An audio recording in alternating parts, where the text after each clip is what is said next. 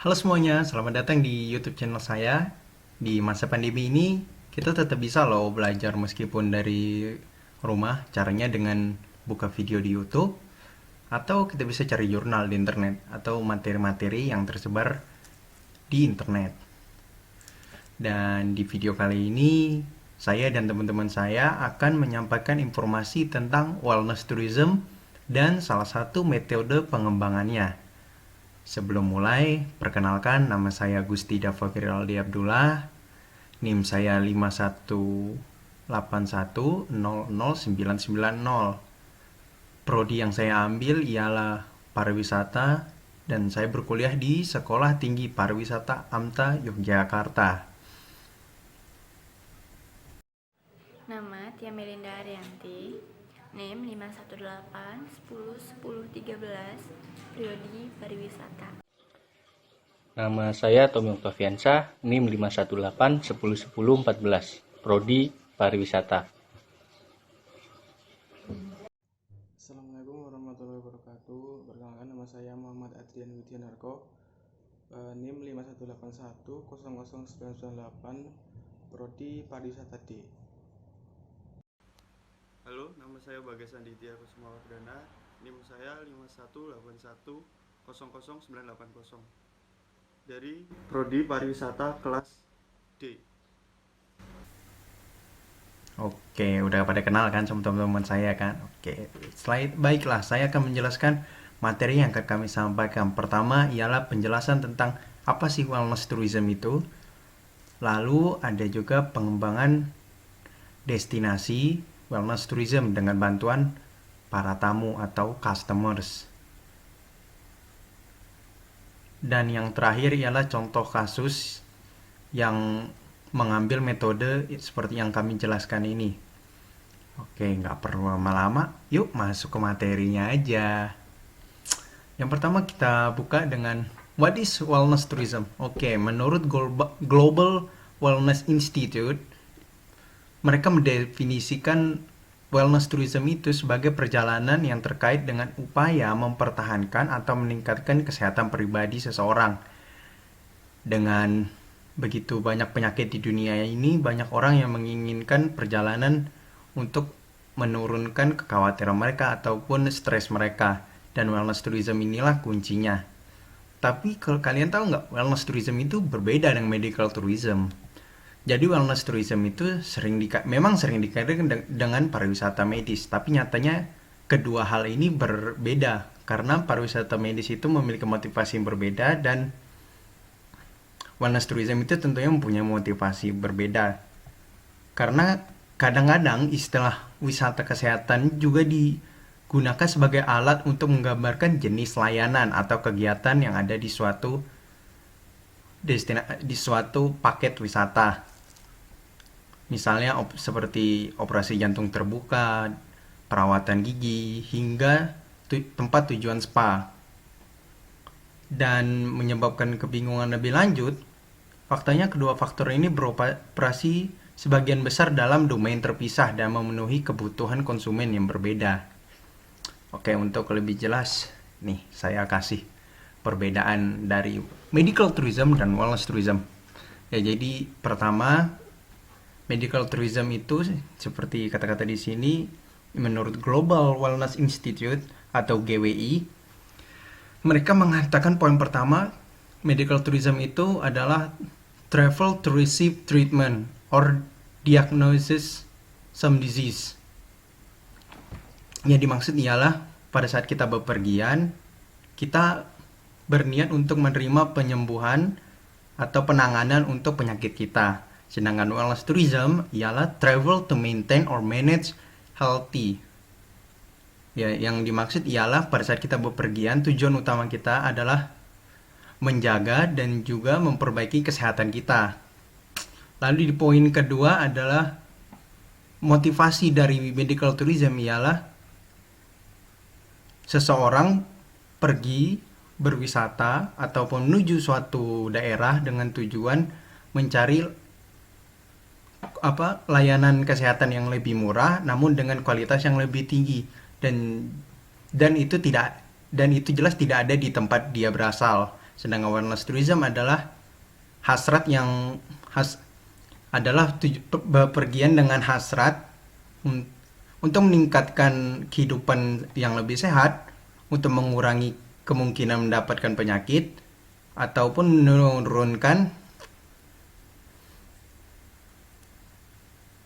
menurunkan tingkat stres diri dari kehidupan yang bisa dibilang tidak sehat. Oke, materi selanjutnya akan disampaikan oleh teman saya, Tia. Yang ketiga, War the Wellness Travel. Terdapat beberapa kesalahpahaman umum bahwa pelancong terdiri dari kelompok yang kecil, elit, turis yang kaya, yang mengunjungi spa tujuannya resort kesehatan atau retreat yoga dan meditasi. Faktanya, pelancong kesehatan itu memiliki kelompok yang jauh lebih luas, yang memiliki banyak motivasi dan nilai-nilai. Nah, selanjutnya itu ada Global Wellbeing Institute atau yang disingkat dengan GWI, mengidentifikasi ada 2 jenis travel. Yang pertama itu adalah primary wellness travel. Nah, yang ini adalah pelancong atau perjalanan yang mengutamakan kesehatannya. Yang kedua itu adalah secondary wellness travel. Nah, kalau yang ini pelancong yang mengupayakan kesehatannya atau dalam perjalanan dia berpartisipasi dalam keamanan kesehatan dengan tujuan liburan atau bisnis. Seiring berjalannya waktu, beberapa pelancong sekunder akan memutuskan untuk pindah ke perjalanan kesehatan primer karena dengan meningkatnya minat dan pengalaman mereka terhadap kesehatan. Misalnya, seorang pergi ke pemandian air panas 1 hari untuk urusan keluarga. Mereka akan termotivasi untuk menginap di pemandian air panas tersebut. Yaitu setiap destinasi memiliki keunikan tersendiri untuk ditawarkan seperti bentuk perjalanan khusus lainnya. Setiap tujuan memiliki cita rasa tersendiri dalam hal kesehatan, misalkan budaya lokal, aset alam, dan makanan. Beberapa pelancong mungkin puas hanya dengan pijat umum, kelas olahraga, dan smoothie. Akan tetapi, seorang pelancong yang cerdas tidak akan puas hanya dengan kelas olahraga. Mereka lebih menyukai sesuatu yang unik dan yang lebih menantang, seperti tradisi kuno, spiritual, tanaman, dan hutan asli, bahan-bahan lokal, tradisi kuliner, arsitektur, dan sejarah kebudayaan. Karena setiap tujuan berbeda selalu menawarkan sesuatu yang unik untuk ditawarkan kepada wisatawan kesehatan. Nah, contohnya sauna Kaurilan yang terdapat di Finlandia. Sauna ini adalah sauna tua yang memiliki estetika pedesaan. Bangunannya saja masih bangunan yang memiliki khas bangunan-bangunan tua, dan pemanasnya masih terbuat dari kayu bakar. Tetapi sauna ini memiliki butik yang lumayan bagus, dan untuk memesan tempat ini kita harus memesannya dari jauh-jauh hari. Ekonomi wellness tourism jauh lebih besar dari bisnis kesehatan yang didefinisikan secara sempit. Misalnya seperti spa, tempat peristirahatan, sumber mata air panas atau mineral, dan camp pelatihan. Pelancong kesehatan, terutama pelawat kesehatan sekunder, mencari cara agar dapat melanjutkan gaya hidup mereka selama perjalanan. Dan gaya hidup ini dapat mencakup makan sehat, rutinitas kebugaran, praktik tubuh dan pikiran, pengalaman alam, koneksi dengan masyarakat dan budaya setempat, dan lain sebagainya. Dengan demikian menciptakan peluang untuk bisnis seperti studio yoga, pusat kebugaran, toko atau pasar makanan sehat, acara, seni dan kerajinan, museum, dan banyak lainnya. Pariwisata kesehatan dapat membantu destinasi mengurangi dampak negatif dari pariwisata massal atau overtourism, karena pelancong kesehatan cenderung menjadi pemboros tinggi dan menyukai pengalaman yang otentik dan unik. Ada sedikit tekanan bagi destinasi untuk terlibat dalam strategi balapan ke bawah yang bersaing dalam harga dan kuantitas. Pariwisata kesehatan juga menyediakan destinasi peluang untuk mengurangi musiman arus pengunjung. Misalnya tujuan ski dapat menarik wisatawan kesehatan yang tertarik pada hiking dan kegiatan luar ruangan lainnya di musim panas. Sedangkan tujuan pantai dapat menarik wisatawan yang mencari lingkungan yang lebih tenang untuk menghilangkan stres atau beristirahat di musim dingin. Di sini saya ingin menjelaskan tentang pengembangan wellness tourism dengan bantuan para tamu. Dalam pariwisata, pengalaman keseluruhan dan nilai bagi pelanggan berasal dari layanan yang mereka konsumsi di fasilitas tertentu atau di tempat tujuan. Untuk mewujudkan konsep layanan, semua pemangku kepentingan, yaitu konsumen, personil, perusahaan layanan, lingkungan teknis dan fisik, dan semua pemasok harus dilibatkan dalam proses layanan. Telah mengadaptasi beberapa teori NPD dan NSD dan menerapkannya pada konteks produk wisata. Kerangka kerja mereka untuk pengembangan sistem pelayanan meliputi 5 tahapan utama. Yang pertama adalah pengembangan layanan konsep, yang kedua pengembangan proses pelayanan, yang ketiga pengujian pasar, yang keempat komersialisasi, dan yang kelima adalah evaluasi pasca pengantar. Pelanggan dapat terlibat dalam pengembangan produk dan layanan selama tahap awal proses inovasi, misalnya dengan memanfaatkan pengetahuan diam-diam mereka. Tetapi penelitian sebelumnya menunjukkan bahwa pelanggan sebagian besar terlibat dalam tahap akhir dari proses inovasi, misalnya ketika menguji suatu produk yang hampir siap untuk dijual dan dipasarkan. Hal ini menekankan bahwa pelanggan harus terlibat dalam proses pembangunan seluruh layanan baru karena mungkin memiliki pengaruh positif. Edvardsen, Gustafsson, Christensen, Magnusson, dan Medding pada tahun 2006 berbicara tentang dua jenis keterlibatan pelanggan. Dalam pertama, jenis pelanggan atau user keterlibatan tujuannya adalah untuk mempelajari lebih lanjut tentang pelanggan berdasarkan pengalaman mereka. Menurut mereka, pelanggan dapat memainkan peranan aktif atau pasif dalam NSD, dan ini tergantung pada tingkat interaksi di NSD. Disarankan bahwa pengujian layanan baru harus dilakukan secara langsung dengan pelayanan nyata dan dalam transaksi nyata. Metode kualitatif dan kuantitatif digunakan di NSD, dan pelanggan terlibat dalam proses akuisisi informasi melalui penerapan berbagai pendekatan mereka.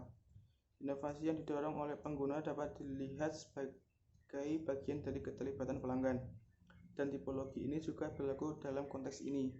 Tipologi mencakup 4 pendekatan inovasi yang digerakkan oleh pengguna, yaitu data penafsiran informatif, memelihara kreativitas, dan bereksperimen dan menguji. Terima kasih. Etnologi menjadi metode yang digunakan oleh para peneliti dalam meneliti bagaimana metode pengembangan wellness tourism dilakukan dengan meneliti pada bagian yang lebih concern untuk tamu. Hal ini juga menambah studi untuk bidang pariwisata. Dengan adanya data ini, bidang pariwisata menjadi lebih mudah menentukan target pasar dari produk mereka. Contoh kasus dari metode ini bisa kita ambil dari Jepang, yaitu di Shinrin-yoku, atau disebut tradisi mandi hutan yang agak baru di bidang ini. Itu adalah bentuk relaksasi yang terkait dengan rekreasi hutan. Terlihat bahwa Shinrin-yoku dapat mengurangi stres. Hasil penelitian menunjukkan manfaat dari lingkungan alam dan hutan, menunjukkan bahwa hutan dapat menjadi tempat yang ideal dan sumber daya untuk pariwisata kesehatan, di mana tujuannya adalah meningkatkan dan mempromosikan kesehatan pribadi. Wisata kesehatan berbasis hutan berlangsung di daerah lingkungan hutan.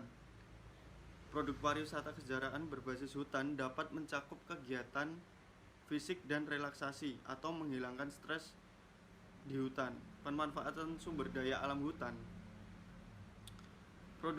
Produk pariwisata kesejahteraan berbasis hutan dapat mencakup MICE, kegiatan fisik dan relaksasi atau menghilangkan stres di hutan, pemanfaatan sumber daya alam hutan, dan juga kegiatan pembelajaran yang terkait dengan bagaimana menggunakan sumber daya alam untuk tujuan kesejahteraan. Pada intinya adalah pemanfaatan hutan untuk menghilangkan stres atau menjadi produk pariwisata. Jepang dipilih sebagai kelompok sasaran internasional potensial karena mereka memiliki tradisi panjang untuk pariwisata kesejahteraan, pengalaman terapi hutan, dan mereka adalah kelompok pengunjung terbesar yang ada di yang datang dari Finlandia, dari luar Eropa. Tujuan dari proyek ini adalah untuk mengembangkan model produk yang dimasukkan dalam paket wisata. Modul produk didasarkan pada sistem layanan lokal, kekuatan yang meliputi hutan, danau, udara bersih, cagar biosfer, persembahan alam atau makanan, budaya Korelia, dan tradisi pengobatan tradisional. Modul layanan membentuk proses layanan melalui mana pengalaman pelanggan terjadi yang mengarah ke nilai pelanggan. Berarti di sini kita fokus terhadap kepuasan pelanggan. Layanan dikembangkan dalam jaringan bisnis yang dibangun di sekitar tema.